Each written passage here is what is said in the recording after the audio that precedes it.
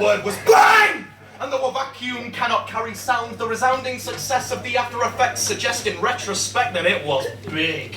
We don't know who, but somebody spoke the universe into existence with one syllable, 4 letters, and infinite significance. Gravity, dragging matter and antimatter into a titanic clash, establishing a framework for spontaneous generation of all things past, present, and future. The entire history of a universe contained within one syllable. BANG! And the bang populated what it had created with worlds, infinite worlds, made from the same stardust Sagan said that we were made from. And here's how. The chemical crystals clustered, condensed around the core, generating a spherical circumference we would one day call home, from which the ground spewed gases and masses of atoms congealed into ooze, which the lightning struck like the touch of a god. And something about this possessed some carbonic compounds to begin to consume each other.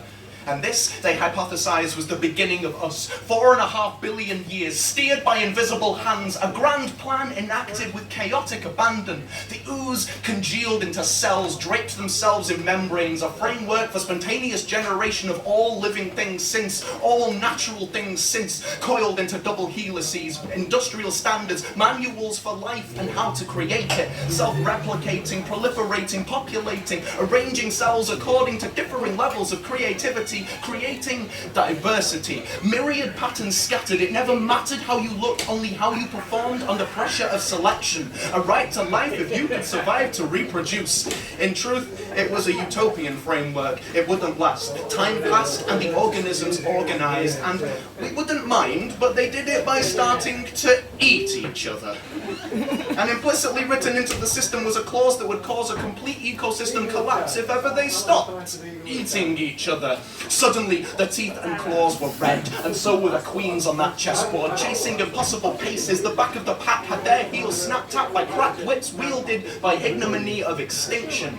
Life sprints, and still makes slow progress, inherently letting errors emerge to usurp the status quo and grow new phylogenies out of the violence, diversifying into life as we know it, and knew it once was. Dragonflies top of the food chain, sustained on vertebrate prey, conifer forests across the permafrosted South Pole, and there were dinosaurs! For 145 million years of dinosaurs! But they, in the manner of all life, came and had their time alive. 145 million years of it, and it was majestic. They are still the most successful terrestrial vertebrate clade, and though it's less terrifying that we Kentucky Fried their descendants, they're still successful today, if a little less impressive than when they were dinosaurs. For 145 million years, dinosaurs! But their time was called, like for all of us, by the seeming whim of a benevolent force which sought to install a new dominance from which we would emerge in a new surge of mammalian life, milking it, filching our niche from the small places, rising in defiance of spiraling climates. Ice ages wouldn't dissuade us. We made mammoths with the beat of our warm hearts, and the part that we played in this cabaret was understated until we changed the world that made us. We hacked down trees to please the grains that sustain us. We tamed the beasts, or at least the ones we could eat. We beat back the earth into spaces we could feel safe in, and all the while marveled at the mark that we had made on it, with cave paintings and flint arrowheads, with gold coins and marble ruins, with paved roadways and city skylines, with smoking chimneys and oil slicks, with plastic particles and atom bombs. Bang! Putting the full stop at the end of our own sentence, bringing it all to an unnatural end, ending it as we began, with a bang. At the end was the word, and the word was point of order. If, like me, you happen to believe in evolution, there is no demonstrable difference in how natural we are when compared to the atom bomb. We, human beings and the atom bomb, have both arisen by the same process of natural selection, thus neither is more or less natural than the other.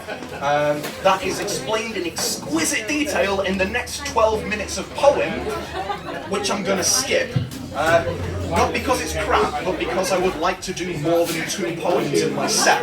I'm telling you this because I want you to think about humans and the atom bomb and how they relate to each other, and thus what significance that ascribes to the atom bomb and thus to the word bang.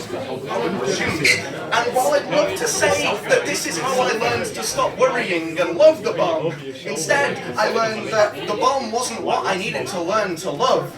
My willingness to set myself as the moral and natural equivalent to the atom bomb via a 4.5 billion year evolutionary history lesson suggests that the atom bomb is not the antagonist in this. Perhaps the creationists had one thing right, that we might be made of the same stuff, but we are made of more, endowed with the power to change the world like it has never been changed before. And though the record suggests our present efforts are relatively less than impressive, this is not what worries me. I worry that we have yet to see the limit of our capacity or our willingness to use it, which, as a human, applies to me too. Mr. President, I am not getting hysterical. I'm just finding it difficult to reconcile the miracle level probability discrepancies that the same set of billions of infinitesimal chemical developments could result in myself.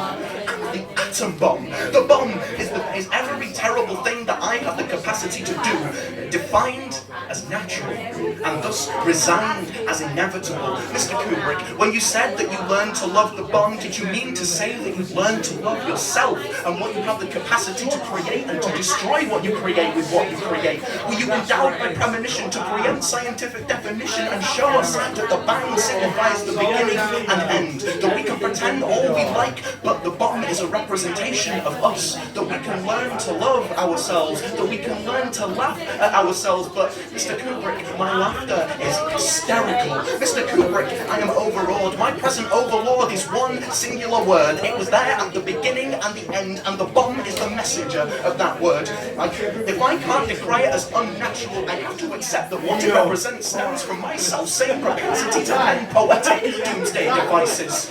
I'm finding it difficult to stop worrying, Mr. Kubrick. I'm finding it difficult to learn to love that word, Mr. Kubrick, for reasons that must be all too obvious. Thank you.